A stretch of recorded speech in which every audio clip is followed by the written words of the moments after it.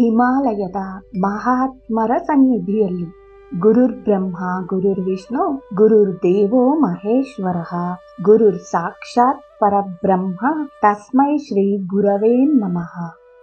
ಪಡುವಣಕ್ಕೆ ಪಯಣ. ಪೂರ್ವವು ಪೂರ್ವವೇ ಮತ್ತು ಪಶ್ಚಿಮವು ಪಶ್ಚಿಮವೇ. ಇದೊಂದು ಆದಿಕಾಲದ ಭಾವನೆ.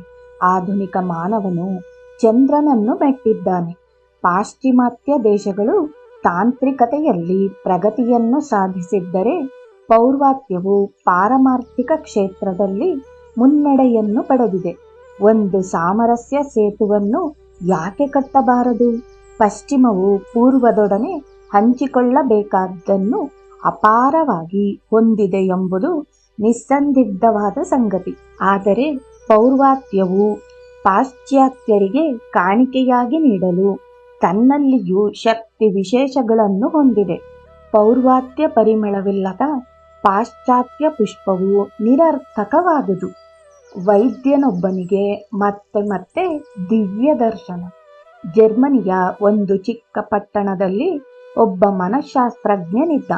ಆಧುನಿಕ ವೈದ್ಯ ಪದ್ಧತಿಯ ಬಗ್ಗೆ ಆತನಿಗೆ ಹೆಚ್ಚಿನ ಒಲವು ಇರಲಿಲ್ಲವಾದ ಕಾರಣ ಜನ ಆಗಾಗ ಅವನನ್ನು ಐಲು ಪಂಡಿತ ಎಂದು ಕರೆಯುತ್ತಿದ್ದರು. ಆತ ರಹಸ್ಯ ಜ್ಞಾನದ ಸಂಶೋಧನೆಯಲ್ಲಿ ಹೆಚ್ಚು ಆಸಕ್ತಿಯನ್ನು ಹೊಂದಿದ್ದ. 1955ರಲ್ಲಿ ಆತನಿಗೆ ನಿರಂತರವಾಗಿ ನನ್ನ ಗುರುಗಳ ದರ್ಶನ ಉಂಟಾಯಿತು. ತನ್ನ ಮನೋಭಿತ್ತಿಯಲ್ಲಿ ಕಾಣಿಸಿಕೊಳ್ಳುವ ವ್ಯಕ್ತಿಯು ಭಾರತಕ್ಕೆ ಬರುವಂತೆ ಕರೆಯುವ ಹಾಗೆ ಆತನಿಗೆ ಭಾಸವಾಯಿತು. 7 ದಿನಗಳ ಕಾಲ ಮತ್ತೆ ಮತ್ತೆ ಅದೇ ದೃಶ್ಯ ಮೂಡಿದ್ದರಿಂದ ಫ್ರಾಂಕ್ಫರ್ಟಿಗೆ ಹೋಗಿ ಭಾರತಕ್ಕೆ ಪ್ರಯಾಣ ಮಾಡಲು ವಿಮಾನದ ಟಿಕೆಟ್ ಅನ್ನು ಕೊಂಡುಕೊಂಡ. ವಿಮಾನ ನಿಲ್ದಾಣದಲ್ಲಿ ಕಾಯುತ್ತಿರುವಾಗ ಗಾಢ ನಿದ್ರೆ ಆವರಿಸಿದ್ದರಿಂದ ತಾನು ಪ್ರಯಾಣ ಮಾಡಬೇಕಾಗಿದ್ದ ವಿಮಾನವನ್ನು ತಪ್ಪಿಸಿಕೊಂಡ. ಅದಕ್ಕಿಂತ ಸ್ವಲ್ಪ ಕಾಲ ಮುಂಚೆ ಗುರುಗಳು ನನ್ನನ್ನು ಕುರಿತು ಪಾಶ್ಚಾತ್ಯ ಮನಃಶಾಸ್ತ್ರ ಮತ್ತು ತತ್ವಶಾಸ್ತ್ರಕ್ಕೆ ಸಂಬಂಧಿಸಿದ ಒಂದಷ್ಟು ವಿಚಾರಗಳನ್ನು ಕಲಿಯಲು ಜರ್ಮನಿಗೆ ಹೋಗಲು ಹೇಳಿದರು.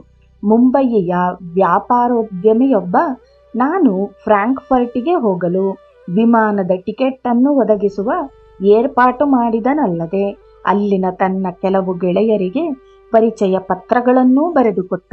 ನನ್ನ ಗುರುಗಳಿಂದ ಅನೇಕ ಸಲಹೆ ಸೂಚನೆಗಳನ್ನು ಪಡೆದು ಜರ್ಮನಿಗೆ ಹೊರಟೆ. ನಾನು ಫ್ರಾಂಕ್ಫರ್ಟಿಗೆ ಆಗಮಿಸಿದಾಗ ಆ ವೈದ್ಯ ವಿಮಾನ ನಿಲ್ದಾಣದಲ್ಲಿದ್ದ. ನಾನೊಬ್ಬ ಭಾರತೀಯ ಸ್ವಾಮಿ ಎಂಬುದನ್ನು ನೋಡಿ ತಿಳಿದ ಆತ ನನ್ನನ್ನು ಭೇಟಿ ಮಾಡಿದನಲ್ಲದೆ ತನ್ನ ಪುನರಾವರ್ತಿತ ದರ್ಶನದಲ್ಲಿ ಮೂಡುತ್ತಿದ್ದ ವ್ಯಕ್ತಿಯ ಹಲವಾರು ರೇಖಾಚಿತ್ರಗಳನ್ನು ಬರೆದು ನನಗೆ ತೋರಿಸಿದ. ಇಂಥ ವ್ಯಕ್ತಿಯನ್ನು ಭಾರತದಲ್ಲಿ ನೀವೇನಾದರೂ ಕಂಡಿದ್ದೀರಾ ಎಂದು ನನ್ನನ್ನು ಕೇಳಿದ. ಆತ ನನಗೆ ಮೊದಲಿಗೆ ಹೇಳಿದ ಸಂಗತಿಯೆಂದರೆ, ದಯವಿಟ್ಟು ನನಗೆ ಸಹಾಯ ಮಾಡಿ. ಈ ರೇಖಾಚಿತ್ರಗಳಲ್ಲಿರುವ ವ್ಯಕ್ತಿ ನನ್ನ ದರ್ಶನದಲ್ಲಿ ಮತ್ತೆ ಮತ್ತೆ ಕಾಣಿಸಿಕೊಳ್ಳುತ್ತಾನೆ. ನನಗೆ ಸಾಧ್ಯವಿದ್ದ ಮಟ್ಟಿಗೂ ನನ್ನ ದರ್ಶನದಲ್ಲಿ ಕಾಣಿಸಿಕೊಳ್ಳುವ ವ್ಯಕ್ತಿಯ ಚಿತ್ರವನ್ನು ಬರೆಯಲು ಪ್ರಯತ್ನ ಮಾಡಿದ್ದೇನೆ.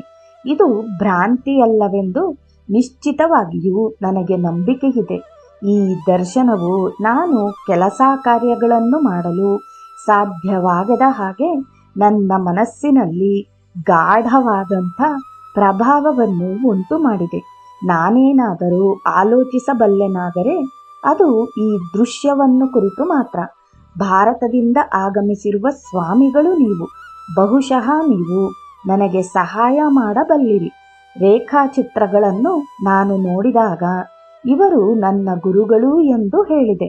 ತನ್ನೊಡನೆ ಭಾರತಕ್ಕೆ ಹಿಂತಿರುಗಿ ಗುರುಗಳ ಬಳಿಗೆ ಕರೆದುಕೊಂಡು ಹೋಗುವಂತೆ ಆತ ನನ್ನನ್ನು ಒತ್ತಾಯಿಸಿದನಾದರೂ ನಾನು ಕೂಡಲೇ ಹಿಂದಿರುಗುವುದು ಗುರುಗಳ ಅಪೇಕ್ಷೆಯಾಗಿರಲಿಲ್ಲ. ನಾನು ಅವರ ಭೌತಿಕ ದೇಹದೊಂದಿಗೆ ಮಮಕಾರವನ್ನು ಬೆಳೆಸಿಕೊಂಡಿದ್ದರಿಂದ ಅಶಾಶ್ವತವಾದ ಬಾಂಧವ್ಯವನ್ನು ಅಂತ್ಯಗೊಳಿಸ ಬಯಸಿ ನಮ್ಮ ನಡುವಿನ ಅಮರವಾದ ಕೊಂಡಿಯ ಪ್ರಜ್ಞೆಯನ್ನು ಬಲಗೊಳಿಸಲು ಗುರುಗಳು ಯೋಚಿಸಿರಬೇಕು. ಸ್ವಲ್ಪ ಕಾಲ ನನ್ನಿಂದ ಭೌತಿಕವಾಗಿ ದೂರ ಉಳಿದು ನಮ್ಮ ನಡುವೆ ಇರುವಂತಹ ಹೆಚ್ಚು ಸೂಕ್ಷ್ಮವಾದ ಬಾಂಧವ್ಯದ ಅರಿವನ್ನು ಮೂಡಿಸುವುದು ಅವರ ಬಯಕೆಯಾಗಿರಬೇಕು. ಅದಕ್ಕಾಗಿಯೇ ಹಿಮಾಲಯದ ವಿವಿಧ ಭಾಗಗಳ ವಿವಿಧ ಮಹಾತ್ಮರಲ್ಲಿಗೆ ನನ್ನನ್ನು ಅವರು ಕಳಿಸಿದ್ದು. ಕಾನ್ಪುರದ ಡಾಕ್ಟರ್ ಮಿತ್ರ ಹಾಗೂ ಡಾಕ್ಟರ್ ಚಂದ್ರಧರ್ ಅವರಿಗೆ ತೋರಿಸುವಂತೆ ಹೇಳಿ ಆ ವೈದ್ಯನಿಗೆ ಒಂದು ದೀರ್ಘವಾದ ಪತ್ರವನ್ನು ನೀಡಿದೆ. ಡಾಕ್ಟರ್ ಅಲೆಕ್ಸಾಂಡರ್ ಮತ್ತು ಪ್ರೊಫೆಸರ್ ನಿಕನ್ಸ್ ರವರಿಗೆ ಬೋಧನೆ ಮಾಡುತ್ತಾ ಯೋಗೇಶ್ವರದ ದೇವಾಲಯದ ಪಕ್ಕದಲ್ಲಿ ವಾಸ್ತವ್ಯ ಹೂಡಿದ್ದ ನನ್ನ ಗುರುಗಳ ಬಳಿಗೆ ಈತನನ್ನು ಕರೆದುಕೊಂಡು ಹೋಗುವಂತೆ ಆ ಪತ್ರದಲ್ಲಿ ಅವರಿಗೆ ಸೂಚನೆ ನೀಡಿದ್ದೆ. ಕಾನ್ಪುರದ ಈ ವೈದ್ಯರುಗಳ ನೆರವಿನಿಂದ ಜರ್ಮನ್ ವೈದ್ಯನು ನನ್ನ ಗುರುಗಳನ್ನು ಭೇಟಿ ಮಾಡಿ 3 ದಿನ ಅವರ ಜೊತೆಯಿದ್ದು ನಂತರ ಜರ್ಮನಿಗೆ ಹಿಂತಿರುಗಿದ. ಆಮೇಲೆ ಯುರೋಪಿನಾದ್ಯಂತ ವಿಶ್ವವಿದ್ಯಾಲಯಗಳು ಮತ್ತು ವಿವಿಧ ಸಂಸ್ಥೆಗಳಿಗೆ ನಾನು ಭೇಟಿ ನೀಡಲು ಏರ್ಪಾಡು ಮಾಡಿದ. ನಾನು ಅನೇಕ ಪಾಶ್ಚಾತ್ಯ ವೈದ್ಯರು ಹಾಗೂ ಮನಃಶಾಸ್ತ್ರಜ್ಞರನ್ನು ಭೇಟಿ ಮಾಡಿದೆ. ಯುರೋಪಿನ ಹಲವಾರು ದೇಶಗಳಿಗೆ ಭೇಟಿ ನೀಡಿ ಅನೇಕ ಸಂಸ್ಥೆಗಳು ಹಾಗೂ ವಿಶ್ವವಿದ್ಯಾಲಯಗಳಲ್ಲಿ ಅಧ್ಯಯನ ಮಾಡಿದ ನಂತರ ನಾನು ಭಾರತಕ್ಕೆ ವಾಪಸ್ಸು ಬಂದೆ. ಸ್ವಲ್ಪ ಕಾಲದ ನಂತರ ಈ ವೈದ್ಯ ಮತ್ತೆ ಭಾರತಕ್ಕೆ ಬಂದುದಲ್ಲದೆ ಅಲ್ಲಿ ಸನ್ಯಾಸಿಯಾದ. ಈಗ ಹಿಮಾಲಯದ ಈಶಾನ್ಯ ಭಾಗದಲ್ಲಿ ಒಂದು ಚಿಕ್ಕ ಹುಲ್ಲು ಗುಡಿಸಿಲಿನಲ್ಲಿದ್ದುಕೊಂಡು ತನ್ನ ಸಮಯವನ್ನೆಲ್ಲ ಧ್ಯಾನಕ್ಕೆ ವಿನಿಯೋಗಿಸುತ್ತಿದ್ದಾರೆ. ಅವರು ಏಕಾಂತವಾಸಿಗಳಾಗಿರ ಬಯಸುವ ಕಾರಣದಿಂದಾಗಿ ಕೆಲವು ಮಂದಿ ಪಾಶ್ಚಾತ್ಯರು ಅವರನ್ನು ಹುಚ್ಚ ಎಂದು ಕರೆಯುತ್ತಾರೆ. ಇವರಂತೆ ಸ್ವಾಮಿಗಳಾಗಿರುವ ಕೆಲವು ಮಂದಿ ವಿದೇಶಿಯರನ್ನು ನಾನು ಭೇಟಿಯಾಗಿದ್ದೇನೆ. ಅನೇಕ ಭಾರತೀಯ ಸ್ವಾಮಿಗಳಿಗಿಂತಲೂ ಅವರು ಹೆಚ್ಚು ಶ್ರದ್ಧಾಯುಕ್ತರಾಗಿರುವುದನ್ನು ಕಂಡುಕೊಂಡಿದ್ದೇನೆ. ಭವಿಷ್ಯ ದರ್ಶನವು ದರ್ಶನಗಳಲ್ಲೆಲ್ಲ ಅಪರೂಪವಾದುದು. ಅದು ಅಂತರ್ಬೋಧೆಯಿಂದ ಹೊಮ್ಮುತ್ತದೆ. ಆದ್ದರಿಂದ ಇದು ಕಾಲ, ದೇಶ, ನಿಮಿತ್ತಗಳಿಗೆ ಅತೀತವಾದುದು.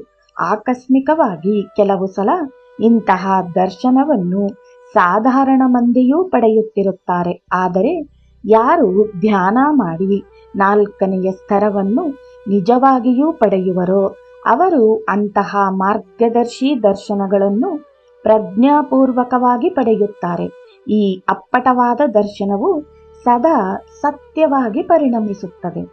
ಬೋಲೋ ಸಬ್ ಸಂತ್ ಕಿ ಜೈ.